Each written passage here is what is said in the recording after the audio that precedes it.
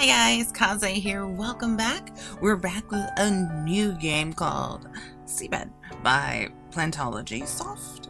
It was brought over by Fruit Bat Factory, and this is a yuri-themed mystery visual novel told through perspective of three separate characters: Mizuno Sachiko, a designer plagued by hallucinations of her past lover Narasaki Hibiki, Sachiko's friend and psychiatrist researching the quirks of the human memories, and Takako, Sachiko's former lover who has been rapidly forgetting her past, including how or why the two women drifted apart despite being together since childhood. All three live in different worlds, but they seek the same goal: to separate truth from illusion and to make their own lives. So we're going to see how this goes. Supposedly, if a game is about 20 to 30 hours long, I guess. It really depends how fast you read. Yeah, mostly my that. how really fast we get through this.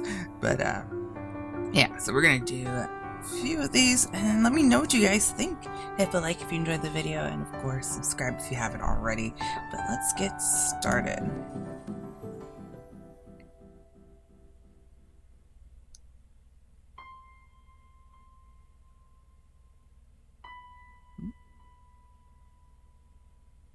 Created by paleontology.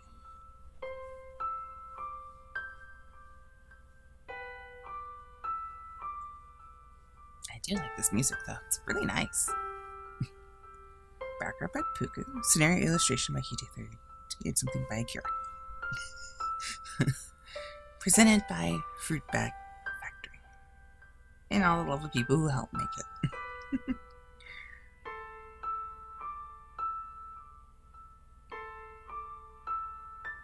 The light from the round moon broke into countless rays, wavering as it drew back. My head felt empty, as though I was submerged in water. My eyelids felt exceedingly heavy, and so did my entire body, languidly sinking into the bed. Even in the darkness, I could tell Sachiko, my childhood friend, was right there next to me. I'd known her for 23 years. I was 28 now, which meant I first met her when I was 5.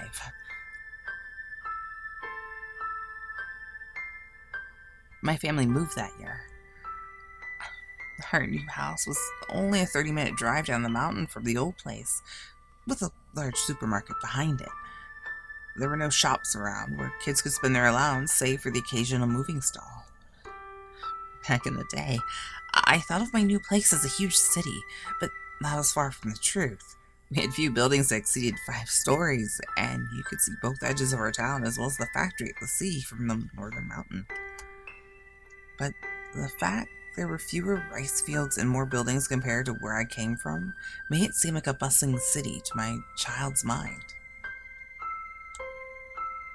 On the day we moved, my mother drove back and forth between the city and the country many times. I got into the backseat of the car with the last of our luggage. Initially, we took the same road we did to reach my kindergarten, but once we had passed it, the roads turned fresh and alien.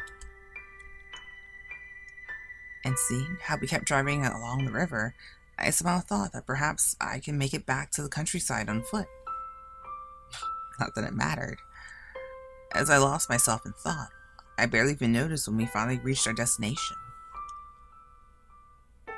As our car blasted the few unfortunate pebbles off the parking lot, my mother told me that we had arrived. The parking lot was positioned right in front of our new home. Its white lines, denoting where the car should stand, curiously slanted. Glancing out the rear window of the car, I spotted a red 4-story apartment building. Back then, my child's mind failed to comprehend why anyone would want to draw those lines slanted. Now that I think about it, it was probably to make it easier to park cars in a reverse gear. However, I moved from that apartment before I could get my own car, so I never had the chance to test if it was worth sacrificing 1 or 2 potential parking spaces for a bit of extra comfort. That's our new home, said my mother. Are you still sulking over it? She let out a sigh as I focused my attention to the view outside, refusing to look her in the eye. You'll make new friends here right away. What if I don't? Look how many houses there are. Plenty of children living here, I'm sure. Oh. There's a park behind this building. You can go take a look. My mother turned the ignition key to stop the engine and got out of the car. She then opened the door on the opposite side of me and began unloading our bags. I suddenly noticed a small girl walking in front of our new house. She was carrying a red basket and a trowel. She circled around the building, disappearing behind it. As I got out of the car and started running after her, I heard my mother's voice from behind. Hey, Takako, where are you going? I'll go look at that park.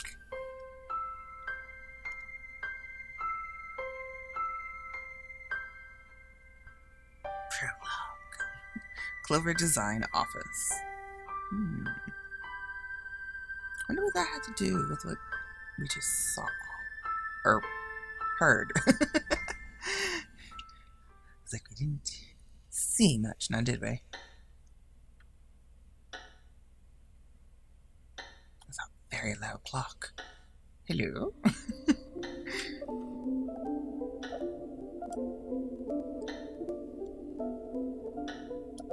I saw her jet black locks flicker through the slits of my half-closed eyes. Sachiko turned to me as I extended my hand, her long black hair swaying in the air. She gave me her hand in response. I could feel moist warmth from her palm. Even without looking, I could feel her familiar, slender fingers intertwining with mine. As I absently gazed at her, she parted her lips.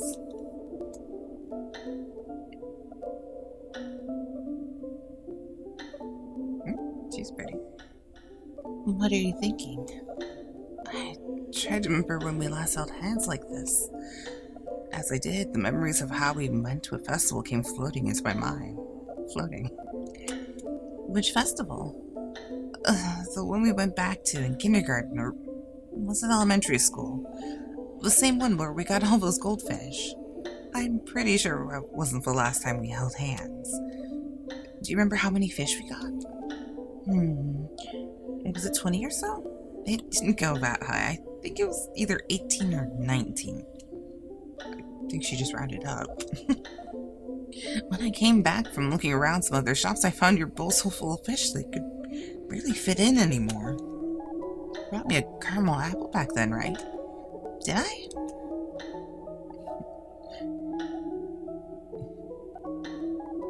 Honestly, I was more shocked by how eager you were to keep on catching goldfish despite your sopping paper already being in shambles. I was waiting for it to dry up. Does that actually work? I mean, if it will just get wet the moment you stick it back into the water, it sounds like a waste of time to me. Patience is exactly what you need to win that game. She considered the space above me for a second. Was something wrong? You said it was about 20, but I'm pretty sure we only brought one bag with us on our way back. You were only allowed to take up to 3 with you. Oh. Well, that really was a waste of time then. But I could choose the cutest and most energetic ones. Good for you. One lived for quite a long time. I still remember having it around the time I got into middle school. Is that black one with the long tail? Yeah, it lived for so long. I even gave it a name. Was it Belle or something? Was it? Didn't you say it reminded you of Temple's Belle? Ah, don't haunt me. Oh yeah, I remember. There would always being one goldfish in the water tank, but that disappeared right alongside the tank itself. Did it get sick? I think it was mold or something. One day I realized it had some sort of weed growing from its scales. I tried plucking it out, but Sachiko knitted her eyebrows. They grew right back. I think it suffocated in the end. Is that really mold? I found a book about goldfish diseases sometime later. It said the weed doesn't grow on a live fish, but in the case of a goldfish, it can grow mold that gets stuck between its scales. The book even explained how to fix it. Would have been nice to have found that book earlier. Yeah. I closed my eyes and listened to the silence, but it was so overwhelming. I ended up opening my mouth again. You think that goldfish resented its master for being unable to cure even a simple disease like that? I don't know. What do you think? I don't know either. I love that goldfish, though. I haven't kept another fish since. I like how elegant it looked as it swam around with its long tail behind it. When I got at the festival, it wasn't that long, and then it grew really fast. It was always different from the others. I see.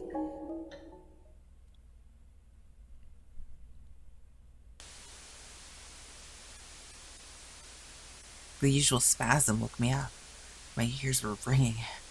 Lying upon my bed in the fetal position, I prepared myself to endure its ever-loudening sound. Checked the clock next to my pillow. It hadn't even been an hour since I went to sleep. The room was weakly illuminated by a lone light bulb.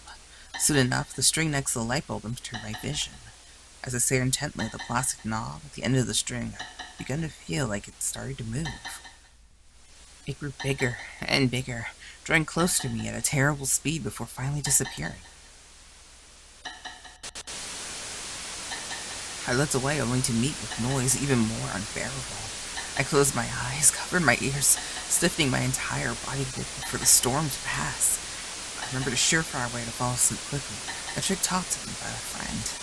But I had to imagine myself floating on the surface of an empty sea. Yet, right now, a storm was ravaging my personal sea, making it less an ideal place for relaxation. I felt sick, tremendously so.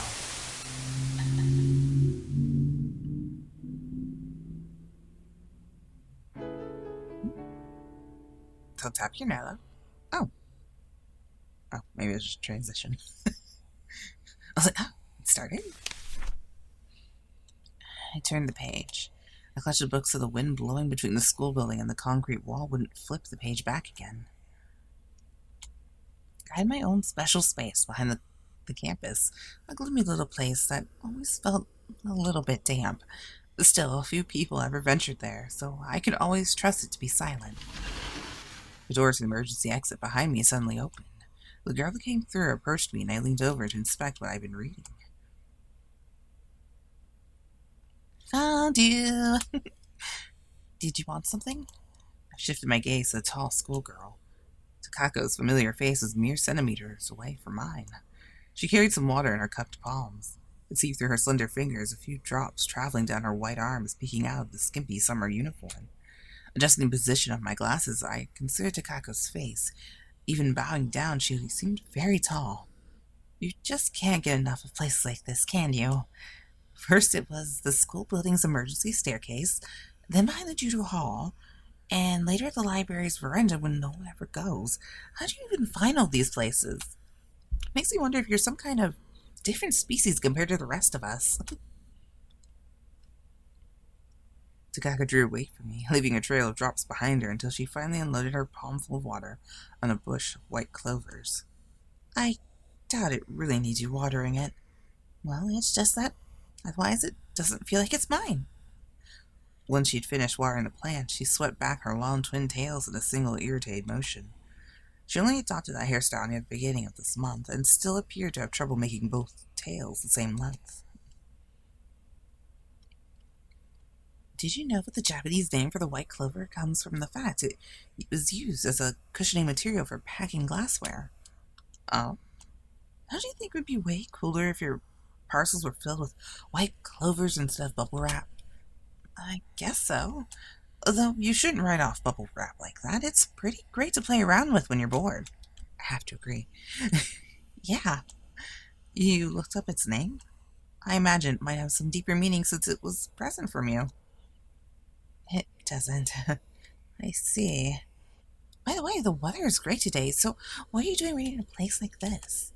I'm here precisely because the weather is good. If it wasn't, I would be at the library instead.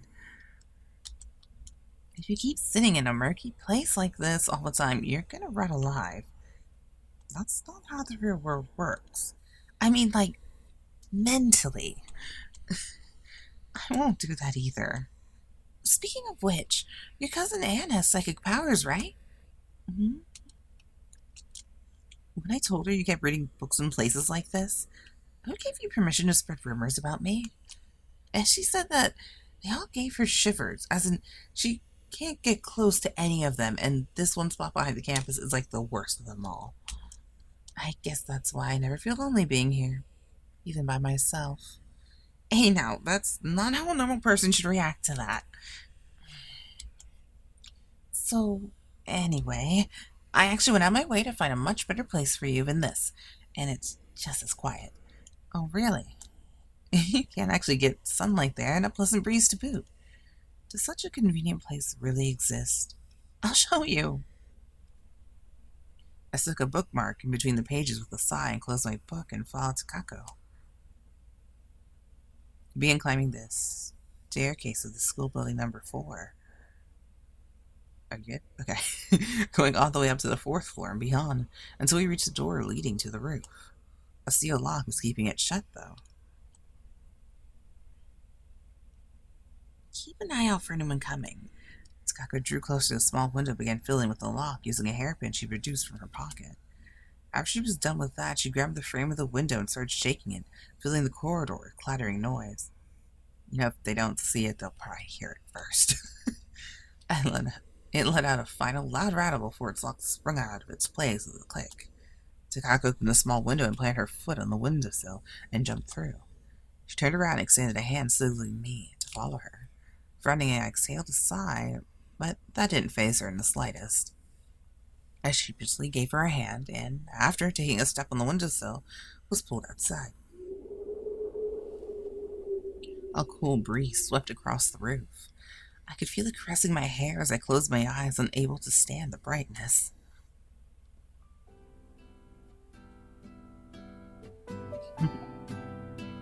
You weren't lying about the weather. I opened my eyes to see Takako looking around the roof.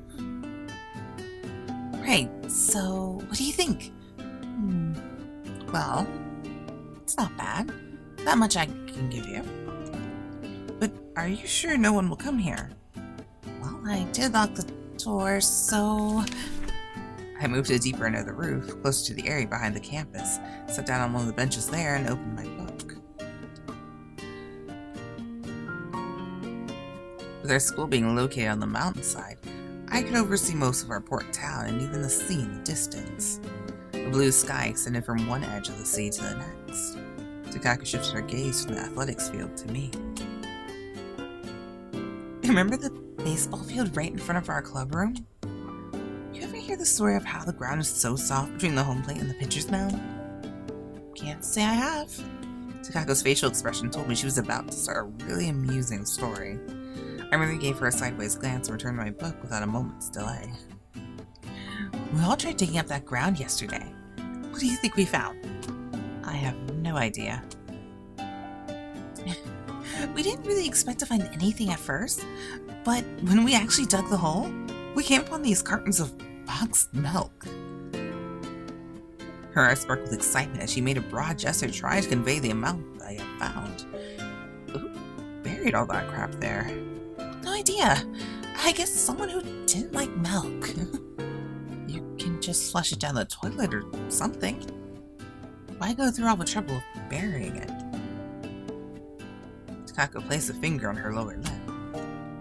Then maybe it's a trap or something? Why would you fill your trap with milk? Well, it's funny for starters. Fall into that and you'll be soaked in white goop. But you said the ground had only become soft, right? But it doesn't sound like someone could fall into it. I don't know. Makes me wonder what they really wanted to achieve. Got any ideas, Sachi? A ritual to express one's hatred for milk, perhaps? Beshrew thee milk, harbinger of woe. Takako uttered the words with fake somnolence. Sorry. A cool breeze shuffled across the roof again. You could hear the clamor of students from the athletics ground. Our class is using the basketball hoop. Don't you want to play with us there sometime? No. Why? It's not like you can play. don't like getting sweaty or dirtying my clothes. And what about the gym? I guess I could play hide and seek if you insisted. Yeah, right. Just an excuse for you to return to that gloomy old place behind the campus. I'm on to you. Takako sat down next to me on the bench with a sigh. What are you reading? She posed that question to me following a brief silence. I raised the hand that held my paperback so the cover would be right in front of Takako's eyes. She considered it for a few moments. You always keep reading old stuff. I didn't react, so she continued. You don't read any recent bestsellers? I prefer older books. It's probably because my grandmother's home had a bunch of them lying around. As a child, I spent hours reading in my grandmother's room every time I went to visit. But one day, all those books vanished along with the whole shelf. They said they wanted to make the room feel more spacious. Not that they weren't easily accessible anymore, it felt even stronger urge to read them. But since I didn't care much for anything other than the plot when I was little, I could remember neither the titles nor the authors. All I knew was that they were reddish-brown cases that also served as appendices, and that the lined 3 rows of the bookshelves, but all of them were written by different authors. When I asked my grandparents, it turned out all those books belonged to my distant uncle, and not even they knew much about them. I tried asking my mother as well, but that didn't yield any results either. She wasn't exactly thrilled with the idea of me reading those kind of books in the first place. Thanks to Takako's insistent questions, I ended up remembering that particularly frustrating episode in my life. I was completely taken out of the world of the book I was reading. I get that, but I was just wondering exactly what do you like about them? What kind of books do you like in general? What kind that make you want to keep reading if something had gotten into your eye? But Takako probably wouldn't be satisfied with such a vague answer. What about you? I like whatever that's interesting, I guess. I thought you wanted to know what made those books interesting. I like the kind that make you keep reading, even if something had gotten into your eye, Takako said.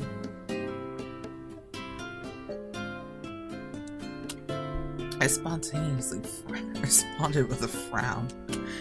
I could feel my entire face having "Are you for real?" written all over it.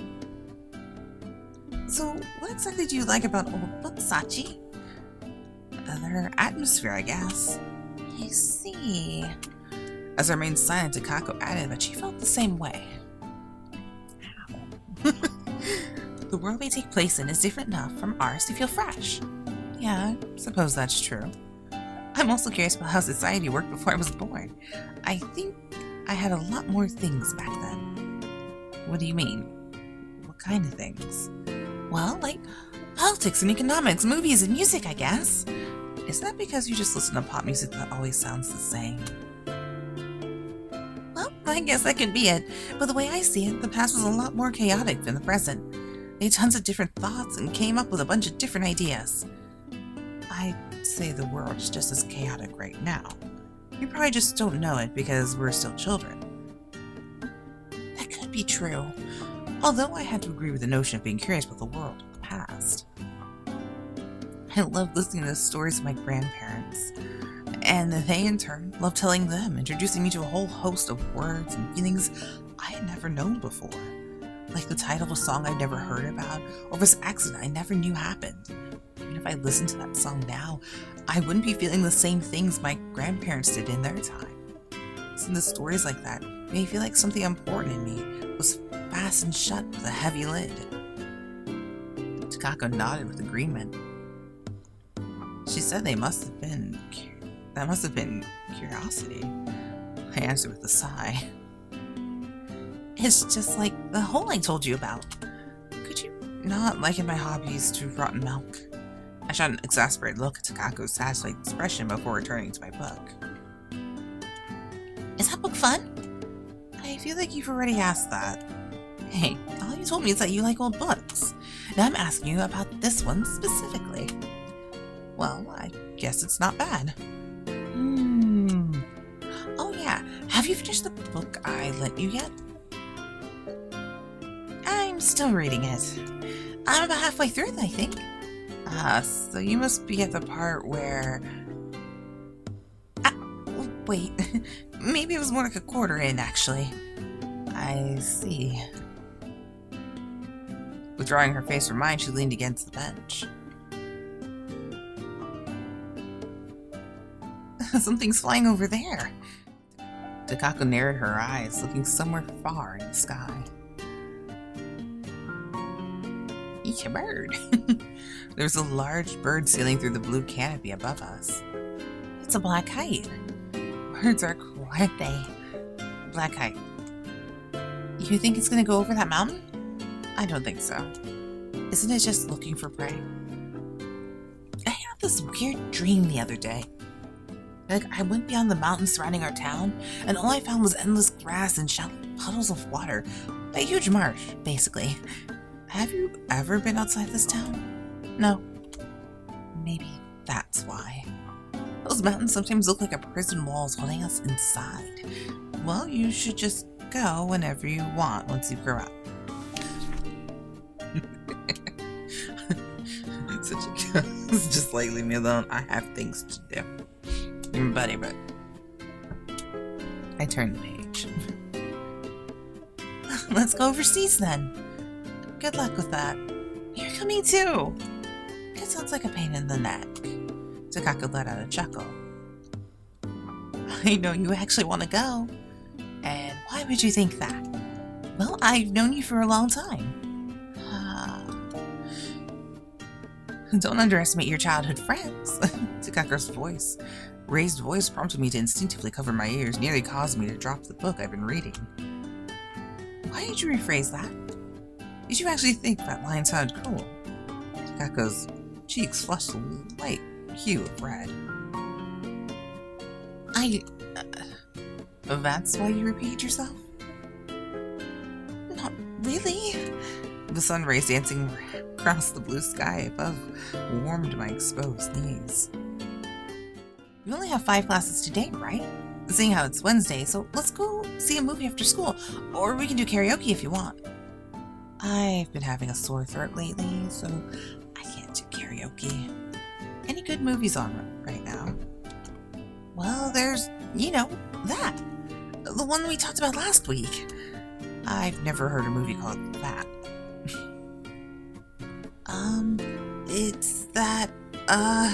It's on the tip of my tongue. So what is it? Oh, you keep urging me, so I forgot now. Hey, don't make it my fault. You never even knew in the first place, did you? Well, you have time to remember until school is over.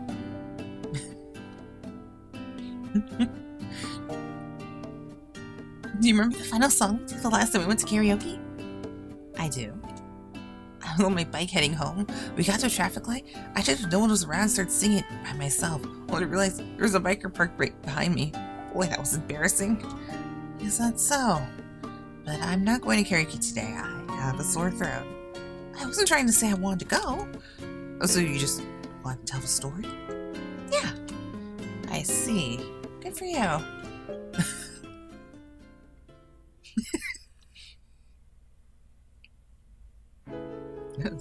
Interesting dynamics. The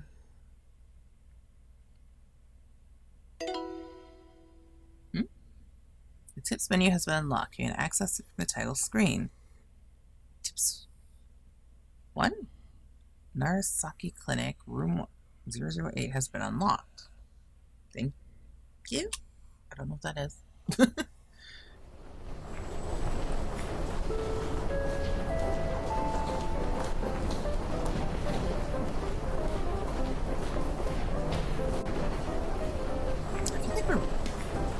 You've aged up. Mizuno Sachiko, though. We will now begin boarding for Flight 56 to Paris.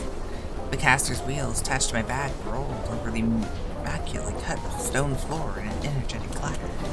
There weren't that many people in the off-season airport, so I could walk relatively freely. I walked to the escalator going up, placed my bag on it, and then boarded it myself. I glanced down to see Takako staggering as she tried carrying a large Boston bag in her arms. I checked to see if my bags were steady on the escalator and pulled down my right sleeve to confirm the time.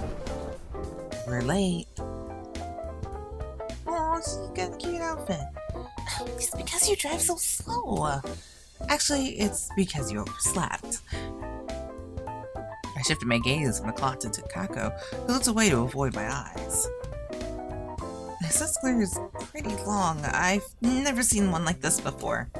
I carried the escalator buzzing below us. I heaved a brief sigh. If you felt I was driving slow, there's seriously something wrong with you. Has no one ever taught you about preventative driving? Preventative driving? It's based on foreseeing the possible dangers on the road. You might be going too fast without realizing it. A car might appear in the opposing lane. You might have to abruptly brake. A pedestrian might jump on the road. You might have run over something. Too late to worry about that now. Takako let a hearty chortle. Are we really cutting it that close? It's about an hour and a half until the flight. You think we'll make it in time for the check-in? Let's hurry. You want me to run again? Takako didn't seem too thrilled about the idea. I glared back at Takako. She leaned against her Boston bag, placed a step above the one she was standing on, and closed her eyes. Don't sleep. Her head was the perfect height for me to flick it. No! Takako placed her left hand on her forehead. Did that help wake you up? Yeah. I lifted my bag and stepped off the escalator as we reached the top. Takako picked up her Boston bag back up and followed me. I walked toward the carpeted corridor in a hurried pace. Through the row of windows to the right, I could clearly see the cloudless blue sky.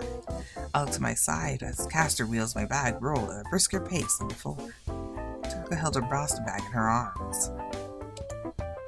I had no idea where she got it. It seemed like an antique covered in freight seals with a bunch of different languages. You didn't bring much as usual. You think so? I think I packed everything I would need. Passport, tickets, camera, notepad, medicine, and a nail clipper. You're buying clothes at our destination again? Yep. And I can wear this for as long as there's a washing machine around. Takako pulled on her shirt to show it off. Wait, so Takako's one who's doing that? Okay. Oh, let's buy everything we need once we get there. Good idea. I think I'm having a problem. I don't know who's talking. I'm just guessing. As we followed the guide map, we found ourselves in a wide hall. There were check-in counters at the end of it, and the flight board in the middle, sitting midway between the ceiling and the ground. I left my bag on the ground, took a few steps forward to the board to confirm our boarding gate. Takako soon followed suit. A melody rang out from the speakers at the top, signaling the beginning of another boarding announcement. I wasn't listening too closely at first, but I could confirm the details from the simple English announcement and the actual flight board. Don't you think it's this? It is. Spotting a big brown clock in the middle of the hall, I confirmed how much time we still had. Let's go. I picked up my pace again. Oh, don't leave me here! Takako cried out behind me. Keep up. Wonder why we're going to Paris. As our late-night airplane landed, we passed a desolate corridor to reach passport control. Takako, who had been relatively energetic at the start of our long trip, grew more and more silent as nightfall came. She was now merely wobbling behind me, her steps unsteady. I showed my passport ticket to an angry-looking official. We stepped into the dark of the night as we left the airport, where the graffiti on the concrete walls, the wide roads, and the alien smell of the humid air made it clear to us that we were now in a different part of the world. It made Takako regain some energy as we boarded our bus. She sat down right behind the driver's seat and acted as though she was listening to the English conversation of the driver and the guide, giving solemn nods at timed intervals.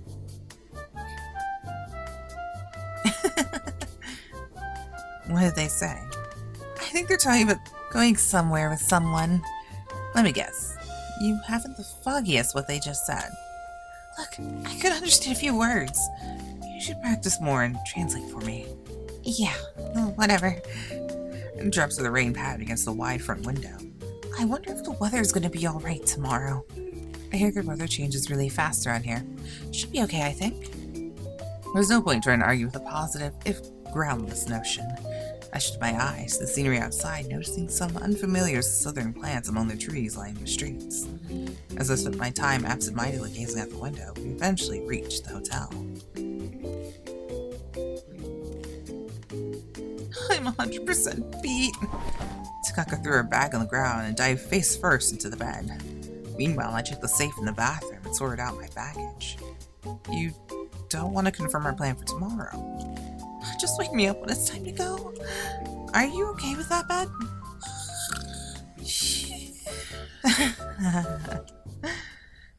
I guess she is.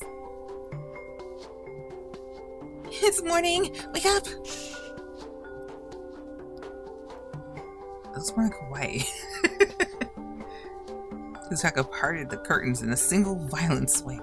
Turning in the direction of the noise, my eyes still half open, I was welcomed by a beautiful blue sky beyond the window.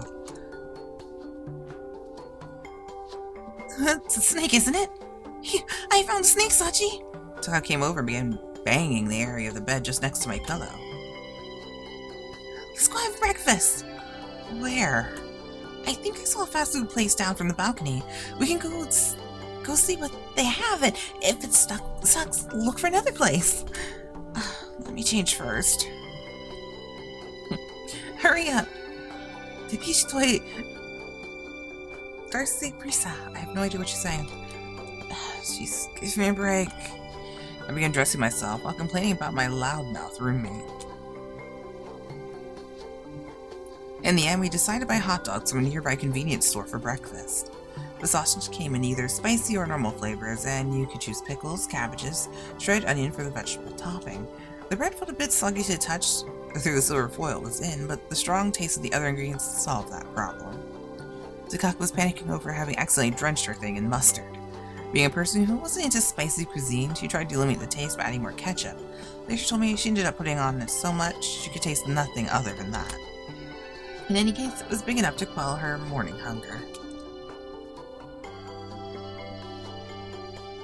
Let's go to the beach. Takako blurted out right after we left the convenience store. Right now? You got your swimsuit? And the oil? We can't forget the water goggles either. I have everything, but I thought we agreed to explore town in the morning. There's no time like the present. I feel like swimming right now. Yay! I got Takako by the hand as she was about to stride off in the direction of the beach. Wait. Remembering Takako's love for playing with water, I decided to stop her for now. Even as a child, the mere sight of a puddle of water, be it a river, rice paddy, or sea, would purge all thoughts from her mind, save for swimming and perhaps looking for marine animals. She kept at it until the sun had begun to set. Let's stick to the plan. Why?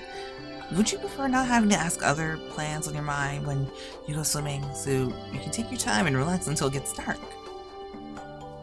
I see you've got a point there, Sachi. Anyway, we had that map with all the cool places marked on it, right? I took the map out of my bag. Yeah, I remember that. There's a shopping district right next to the hotel. I'd like to do some window shopping there. Seriously? That's what I want to do personally. Weren't you hoping to visit some Sea Cape as well? The one with the hot with tourists? The one recommended for couples, right? I'm up for that one. I read that they also have a firing range. Okay. Okay, it's recommended for couples and has a firing range. It's kind of an odd mix, I think, but that could just be me. Takako pointed to the red circle she drew on her map. Anyway, let's visit all the spots we picked in order. Okay, whatever. With her permission, we started down the wide and smooth slope in the direction of the closest marker on our map. The clear, cloudless blue sky above seemed to mock my concerns from yesterday as the warmth of my sun pierced through the air, caressing my skin. I'd never seen the sun look so bright before.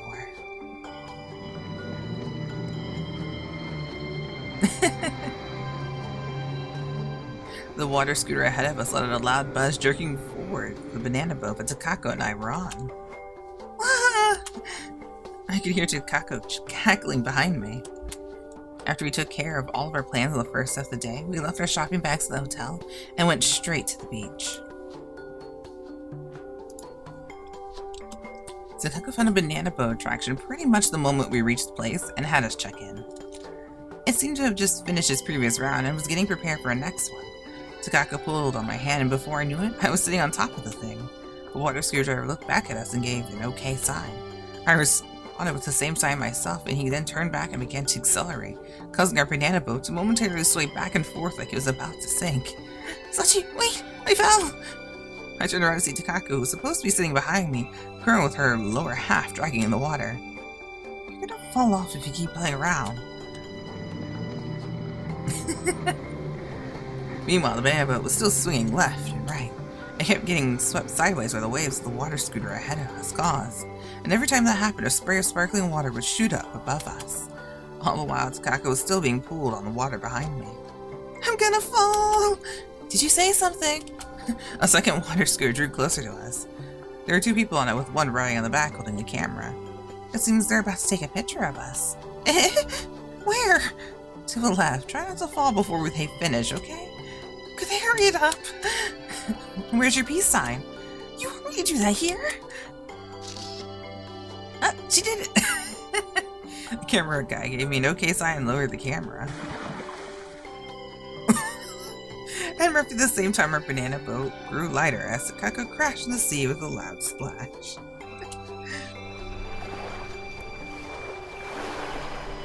That was fun, said Takako as her breathing cracked.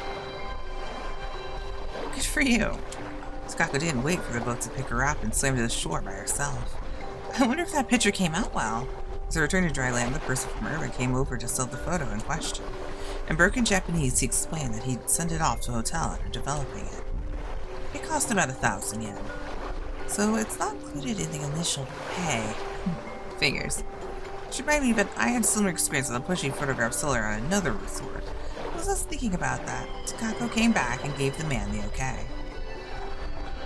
Should still be fun even if I'm not on it. I suppose you're right. I picked the sunglasses I left with him for keeping and turned back to Takako. She was looking at the bright sky. Whoa, whoa, whoa. As I attached the worn belt connected to the parachute to my waist and released the lever holding the contraption pinned down, I shot into the air with a thrilling sensation in my stomach. The boat I was in moments before became a tiny speck below me. Whoa, whoa, whoa! I didn't think it would go this high. I held my hair down with one hand as to stop it from flapping in the wind. Are you sure the string's really gonna hold us down? The rope, our sole lifeline connecting us to the boat, let out a unsettling creak that seemed to upset Takako, and except it's not in this picture at all, is it? Of course it will. Even if it didn't, this would be a simple parachute. No. I see. Look, they're waving at us. You stretch your left far away on the small boat below us looking at us.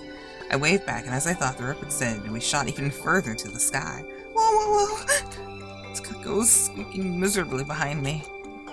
Admittedly, though, she felt like a strange sensation in my stomach as I glanced down and saw the sea so far below, I could barely make out anything. Enjoying the sense of thrill, I swung my legs back and forth a few times, shaking the contraption holding us. This in turn caused Takako to let a pitiful scream.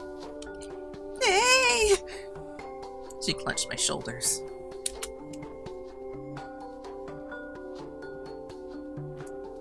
I stopped looking downward and inspected the island itself. I wonder if I can see our hotel from here. Huh? Isn't that the cape we were just been to?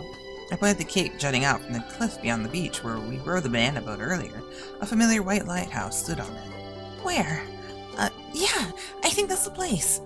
It looks beautiful from here too, doesn't it? Beyond the cape, as far as an eye could see, stretched the vast cobalt blue sea. I didn't think I'd be seeing it again from this perspective. I realized that the parachute began descending. I looked down to see the boat, previously no more than a speck in the sky, getting bigger and bigger below us. Our little area air sightseeing came to an end sooner than Takako could have calmed down. We borrowed 2 chairs and parasols as we returned to the beach. Finally able to relax a little, I leaned against my chair and put on my sunglasses and pulled out a book from my handbag. Takako spent the rest of the time playing in the water, carrying out the shells and starfish she found to show me. Just as I noticed a fat cloud drifting away in the sky, it began to rain, lasting a few minutes before giving way to sunshine again. From the beach retreated to seek shelter in the cafeteria beneath palm trees, but came back to their old spots as soon as the rain abated, continuing on as if nothing had happened. I spotted a bird looking for prey at the shore and wondered if it was a sandpiper or something like that. As the rays of dust began to tint the blue sky, the azure sea, and the white beach in the hue of orange, Takako came back urging us to go to have dinner. Ooh, yummy. In the end, we decided to go on a steak restaurant next to our hotel. Its interior, while like that of a family restaurant, was decorated in the country style. And after being shown the spacious round table, we sat down facing each other, and I spotted a burly foreigner wolfing down a massive hamburger behind Takako. A man sitting in the corner, likely the security guard, was dressed like a sheriff from a western. A sizable glass was placed in front of me with an audible clink. Isn't that yours? It looks like tea. I think it is. Takako pointed at herself, saying tea, and the glass traveled to her side. My coffee came a bit later, but the portion was once again unusually big. They advertise that the drinks are free, but I don't think I can possibly drink all this in one go. My stomach began to ache at the very sight of that massive, almost 1-liter jug. Huh? Is this really tea? Don't tell me you expect them to serve you oolong in a place like this. Damn, I can't drink this. You could ask them to give you some milk and sugar. How many kilos of sugar would I need to add to this thing? But don't forget, it will all go to your body. If I have to drink this at home, I'd either end up fat or a damn bodybuilder. Takako took a few gulps from her mug of black tea. That's a pretty strong taste. After a bit, Takako's steak and salmon arrived, along with the salad we had both ordered. I didn't notice, but when I looked at the menu, it seemed like what we both ordered came in a set with some extra pilaf and bread. Or otherwise my tail began feeling narrow with all the food on it. This is quite the proportion we have here. Oh, it's like out of a manga. I've always wanted to have a feast like this. I hope you worked up the appetite. In contrast to Takako's excitement, all I could feel was anxiety as I picked up my fork and knife, wondering how I should begin cutting up this 300-gram feast of salmon dish. As we returned to the hotel, Takako crumpled down on the bed, clutching her belly. At first, she was excitedly wolfing down her food, but by the time half of her steak was gone, her expression clouded over and tears began welling in her eyes. Before we knew it, her exciting dinner turned into a battle of willpower. I made Takako eat the pilaf before I could no longer finish by myself, but neither of us could touch the bread and ultimately asked the waitress to pack it for takeaway. Why force yourself to eat? We can have this tomorrow morning. Only a whispered groaning reached me in the lieu of my answer. I wonder if I should put it in the fridge. I felt unsure for a few moments, but ultimately decided to leave the paper bag next to her teapot instead, as I didn't want it to get wet. After that, I took a shower and changed into indoor clothes. Recommending a shower to Takako, who still lying on the bed, seemed to have made her slowly get up. Are you okay? Yeah, I'm feeling a bit better, I think. By the way, what do you think we should do about tomorrow? Tomorrow? It's gonna be fun, I can't wait. She answered a soulless voice and continued to the bathroom, undressing as she walked, throwing her clothes to the ground. Oh, she seems so excited for tomorrow.